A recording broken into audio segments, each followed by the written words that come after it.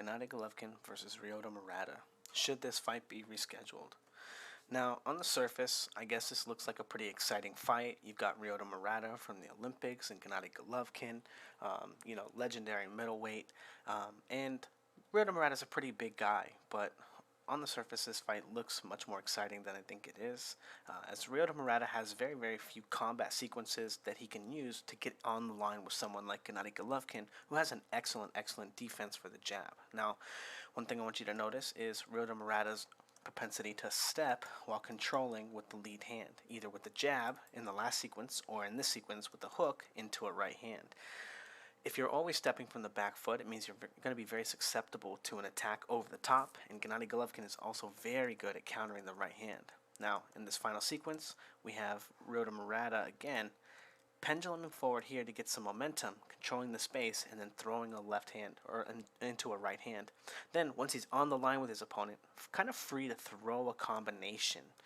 Now, as he continues going, the same combination, the same sequence opening up, to get him on the line, he does get a little brave and throw the left hook, which might be the only punch that someone with the talent level or the skills of Ryoto Murata could have possibly to defeat Gennady Golovkin. As we saw, someone who's not a particularly hard puncher was able to hurt Golovkin to the body in the name of Derevianchenko. Now, another thing to note about Ryoto Murata, he is not a counterpuncher. Notice he tries to engage his opponent here with this sequence here, and his opponent is able to time him on the front foot, taking that step forward, trying to get himself into momentum so that he can have more powerful control with this hand to line up more power as he uses his momentum and his pendulum motion to land a right hand. But his opponent here interrupts the sequence and starts attacking him, controlling him with the lead hand here, and able to recognize that the next time Ryoto Murata is going to explode out of his guard, he's going to do it with that same motion. Again, another one. And again, stepping with this motion here. Again, Gennady Golovkin much, much better at taking those types of punches away from his opponents and countering over the top. Now, again, Ryoto Murata opening only with the jab here, and then easily being controlled by his opponent once the jab doesn't come for him as his only way to really control the space between him and his opponent. Now, once he stops seeing that the jab is going to be effective, he starts trying to walk into him. Maybe he's going to throw punches, but as we can see here, his opponent starts controlling him and then finding openings for other punches, controlling him again, showing that he's not really a counterpuncher, letting him onto his line, and then transition his weight and throw punches basically for free. Now, once Ryoto Murata gets going again, what does he do? Right back to the control with the left hand while he steps forward, very open into a right hand here. Now, again, his opponent, after bypassing the jab, finds a way to control him, feint him with the lead hand, feint him with the rear hand, and then find a left hook to the body. This is something, again, that Gennady Golovkin is extremely good at, and the fact that Ryoto Murata can't really counterpunch while going backwards or forwards means that every single time Gennady Golovkin feints him or controls him with the right hand or gets past his jab, he's going to find opportunities on the inside very similar to what Ryoto Murata's opponent here is finding. Now again, throughout this sequence here, Ryoto Murata coming forward with the 1-2, right? 1-2, very, very basic, and then stepping 1-2, and then finding the 3 to the body. Again, that punch right there being conservatively, I think, his best option for finding offense against Gennady Golovkin. Now again, once his opponent has made past the jab, he's able to just unload and throw big, big, big power punches against him because he doesn't have to worry about anything coming back.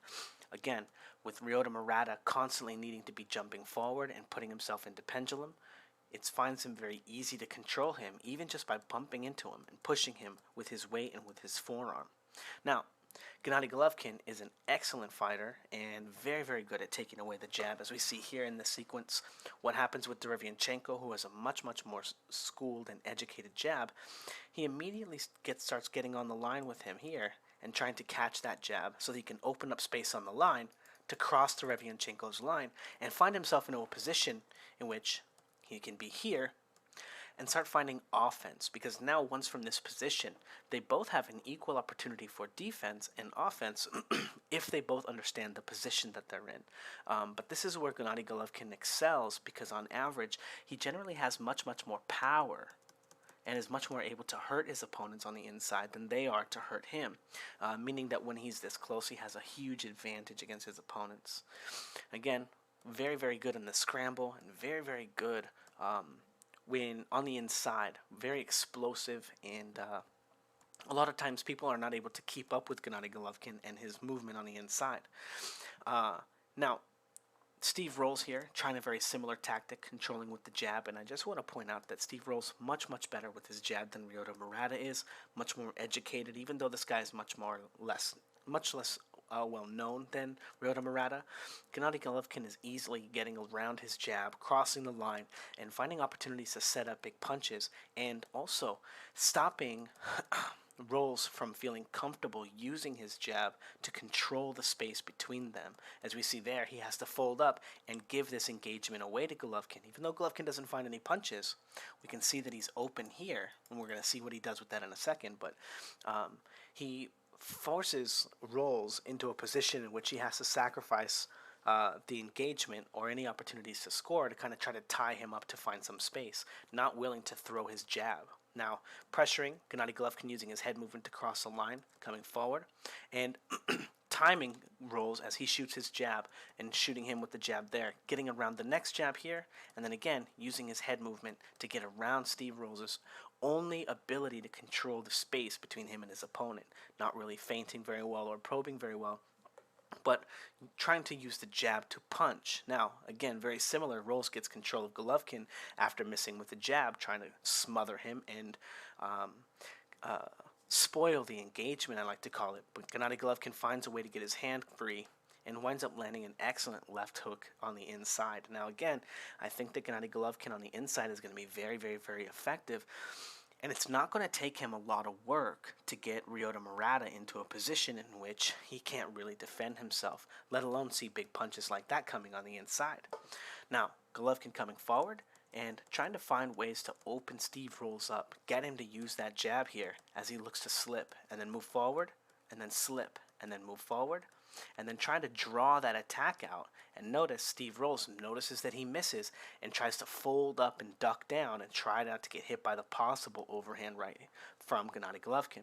Golovkin makes a shift off the line, is able to control him, but he's already past the point in which Steve Rolls would be able to control the space between him and his opponent. With the jab, he'd have to use another tool or another punch, but his head is stuck on the line. If he moves his head to either side, Gennady Golovkin is going to find an excellent opportunity to land a huge power punch.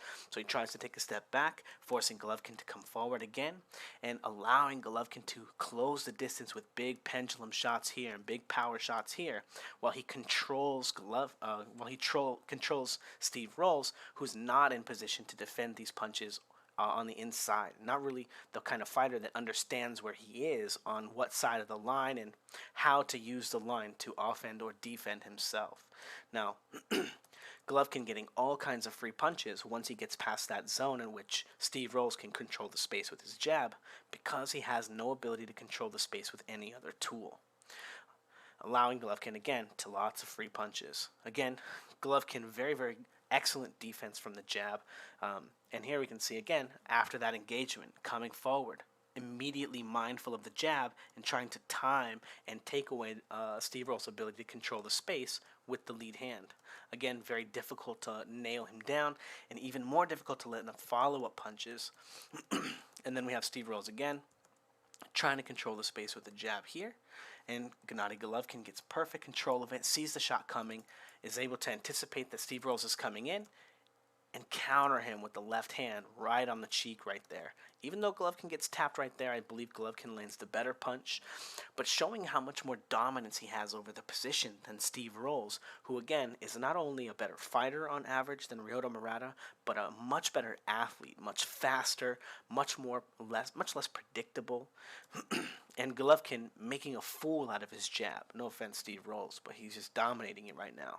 And then again, coming forward, slipping around the jab. And Steve Rolls knows that he's not going to be able to find those angles and reposition his feet fast enough to find Golovkin with that jab, as Golovkin is able to use that position to draw attacks and force Steve Rolls again to make attacks and control the space with punches, which Now, as he rolls, he misses the right hand, find himself out of position, so Golovkin can continue slipping and getting around the jab, crossing the line, finding himself in that position in which he can start unloading and landing big punches. Again, coming forward, past that zone, Gennady Golovkin starts controlling him with the jab. Hey, what do you think about this? What do you think about this? Feints him with the right hand there. Steve Rolls has no counter. So Golovkin moves into that position again, stays there, and then finds an opportunity to land a big overhand right. Now, I personally don't think that the overhand right is going to be the punch that really sets the fight off. I think it might wind up being the uppercut, because I do actually think Ryoto Murata quite often will use his left hand block, and I think he uses it actually pretty well. Very, very, very few fighters will block with the left hand to the head because they don't want to expose their body, which obviously is a big risk. But I'll tell you, the first couple of big punches in a fight, I'd much rather take to the side of my body here than to my head. At almost any time in the fight, would I rather take a body shot, or a shot that's not to my head. But I do think that eventually Golovkin is going to be able to cross his line and find opportunities to land big punches. Even punches here, like to the body, like he's landing like against Steve Rolls. Because of the fact that Ryoto Murata is not a counterpuncher, his jab is very, very easy to time, and he has to always be in rhythm, always trying to get into pendulum to get the momentum that he's used to training with on the bags and stuff. So, in my opinion, this is the kind of fight that should be completely scrapped. I don't think it does anything for Triple G other than makes him some money, maybe embarrasses Ryoto Murata. I would expect this fight to be done within the first 3 rounds, unless we see what happens with Virgil Ortiz and who was that guy he fought like 2 or 3 fights ago? I can't remember the guy's name, but the over/under was like 3.5 or something, and then like right at the 3.5 minute mark, Virgil Ortiz unloads an ass whooping on this guy and beats him down. Realizes he didn't really soften him up enough in the first 3 rounds, probably because he wasn't really trying to hurt him because he didn't want to get him out. But unless there's something fishy with the odds and there's something fishy with the style of fighting that Golovkin uses to get his own bets in Vegas, I anticipate this fight being over in the first 2-3 rounds if it gets rescheduled. In my opinion, I don't think it's the kind of fight that boxing really needs. I think that Ryoto Murata is too green to be getting a chance to fight someone like Gennady Golovkin. And if he weren't so much bigger of a guy, he's exactly the kind of guy that would really get hurt. So I think Golovkin should move on. I think he should try to fight the Charlos. Whether he fights the big one or the little one. Maybe the little one wants to move up and fight him. Who knows? But I think he should fight Charlo. We know that he's not going to get the fight with Canelo, because Canelo's all the way up talking all this shit about 175 or 190, I believe. But yeah, I think that Golovkin should be focused, I guess maybe focused on his pockets. But I don't know what the landscape looks like for someone like Gennady Golovkin post fighting, but there's lots of opportunities to make money in boxing, especially if you're as talented as Golovkin. So I think he should be focused on getting big fights. Maybe, I know Andrade is I think he's 168, right? But to be honest, I guess I'd say he should fight anyone but this guy. This guy doesn't really bring anything to the table. There's not really any shot for him to really win the fight. And I think even the odds are going to say that. So anyway, let me know what you guys think in the comments below. Thanks, guys.